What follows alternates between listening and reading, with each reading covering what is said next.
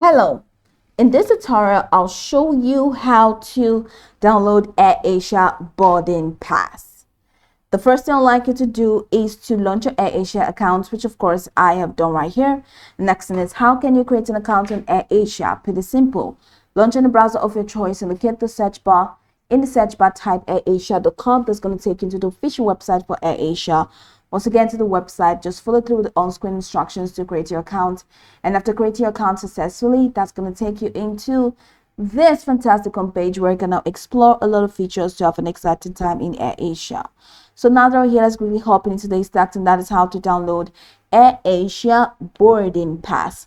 Now, for you to get the Airasia boarding pass, you need to check in. And how do you do that? From this homepage, head over to the top corner of your screen where you have these tabs, which include app, play, purchases, check-in, flight status, support, and promotions. Go ahead and click on check-in, and that's going to take you right into the check-in window. Just follow through the on-screen prompts to check in, and after you check in, ta-da, you're going to find your boarding pass displaying on your Airasia homepage. So you have the check-in window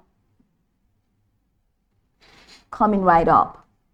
So for you to check in, you have to add your booking number or your PNR and your first or last name. And how can you, or where can you find your booking number?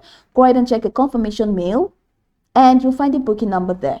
So add it there and paste it here, and then add, or you type in your first or your last name and click on start check-in.